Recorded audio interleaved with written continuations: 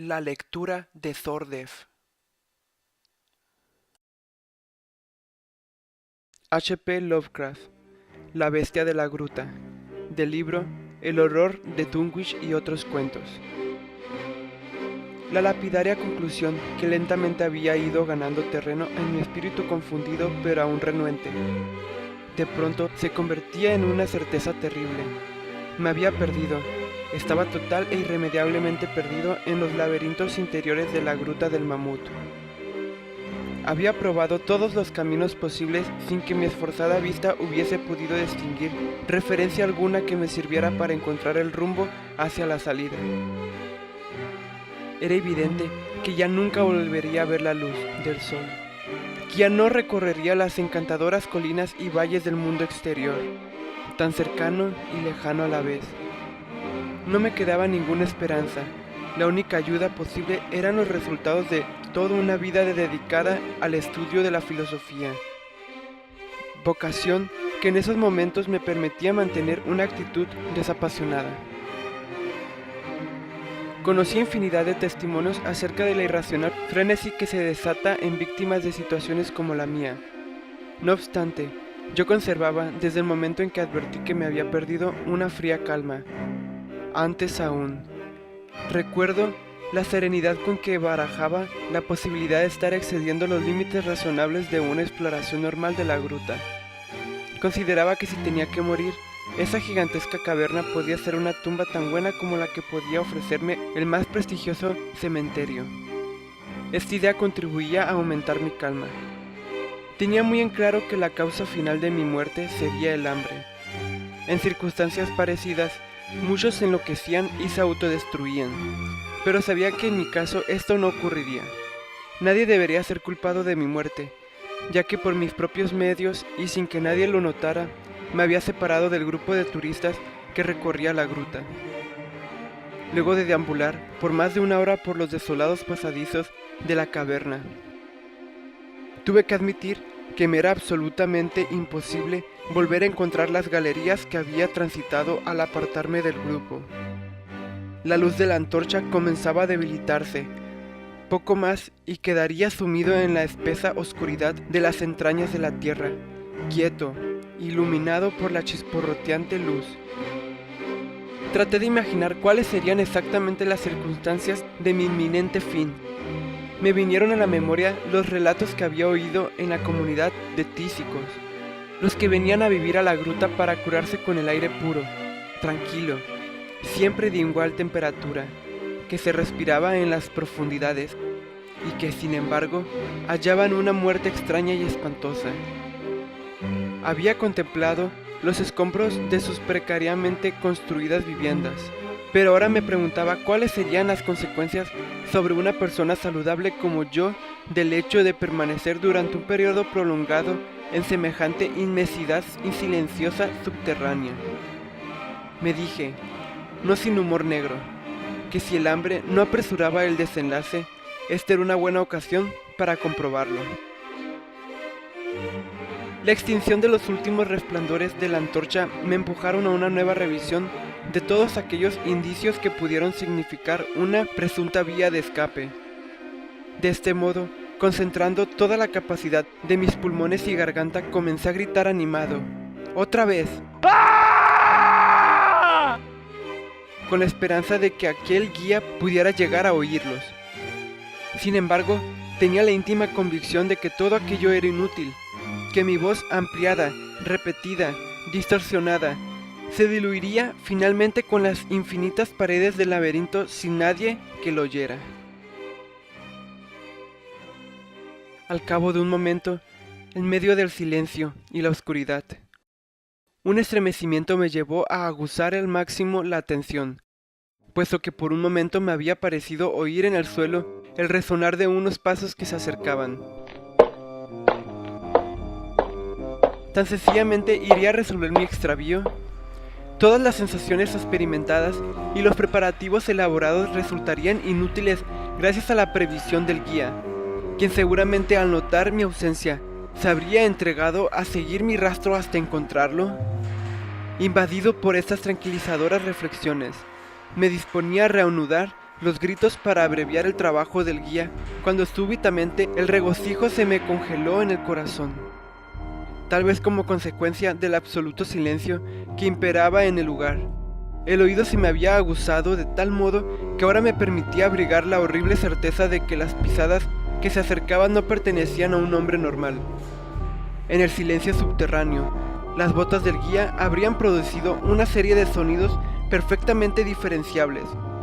Por el contrario, las pisadas que escuchaba eran suaves, cautelosas, calculadoras, como si pertenecieran a un felino.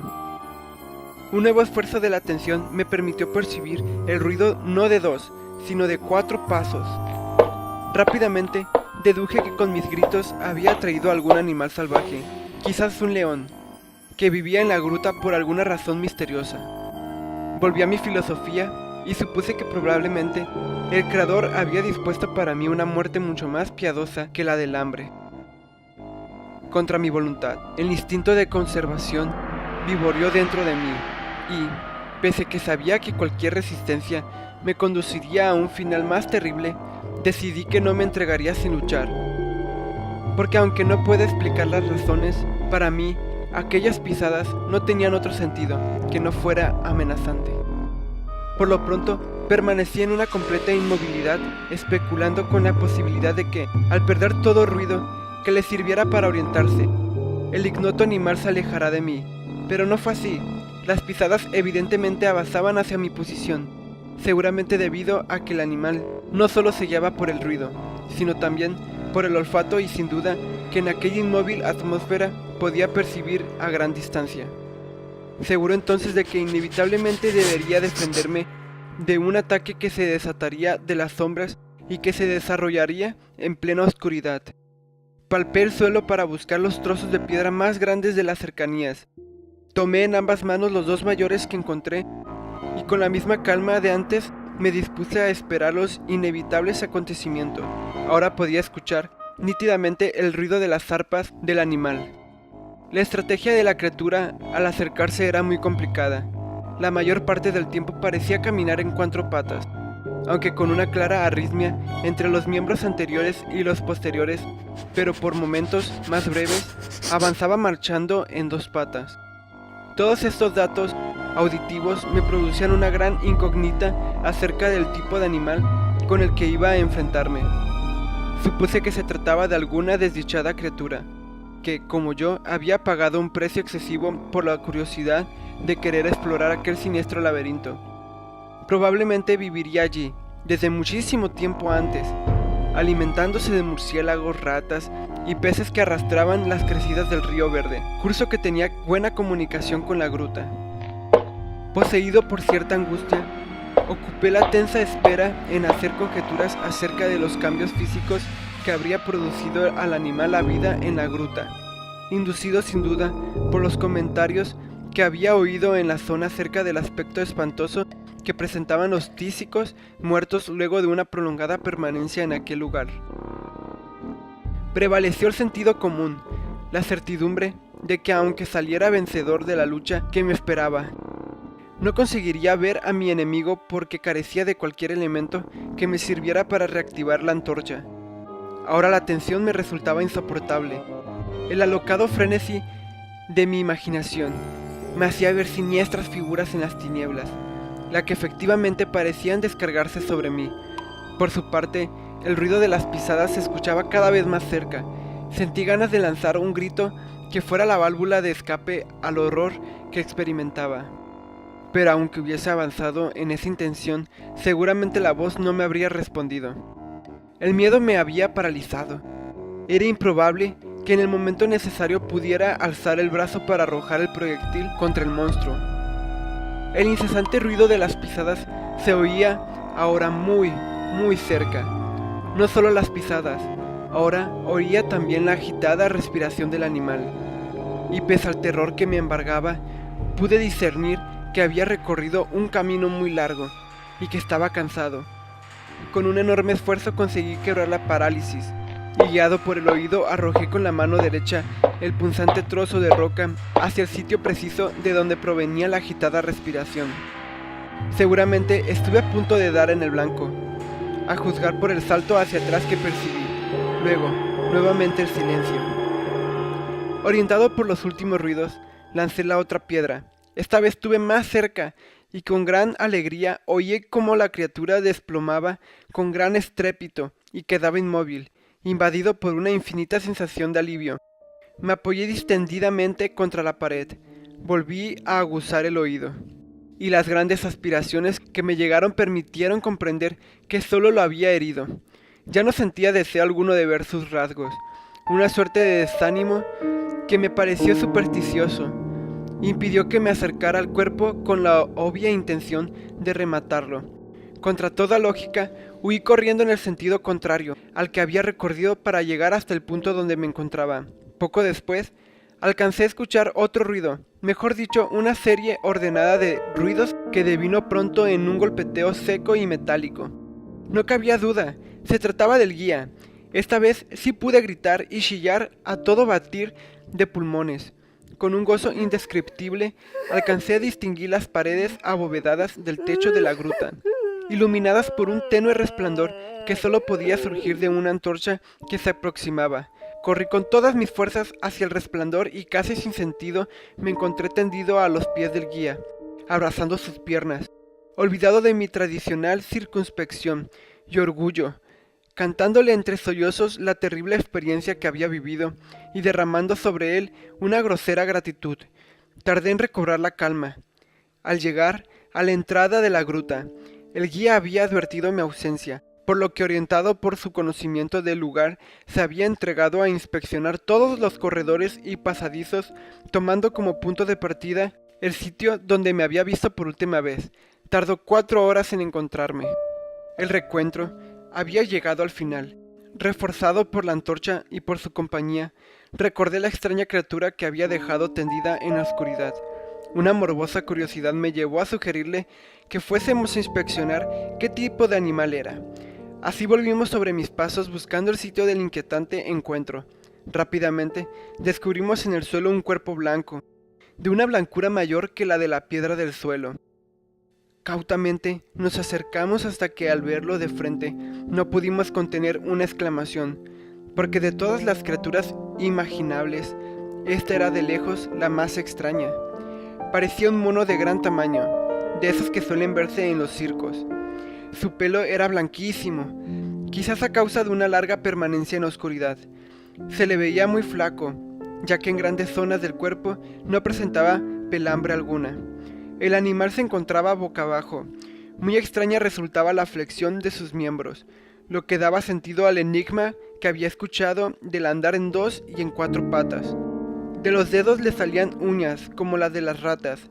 Sus manos eran prensiles, mutación que atribuía a un prolongado periodo de permanencia en la cueva. Deducible de la nueva blancura de su pelaje, no presentaba cola. Respiraba muy levemente, razón que llevó al guía a extraer su revólver con la intención de poner fin a los sufrimientos del animal, cuando un estertor de este hizo que interrumpiera el sacrificio.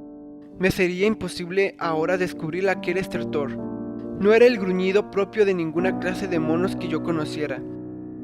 Tal vez esa guturalidad también era producto del largamente prolongado silencio a que había estado sometido. Era una guturalidad, pero contenía una especie de parloteo articulado. Inesperadamente, un espasmo sacudió el cuerpo del animal.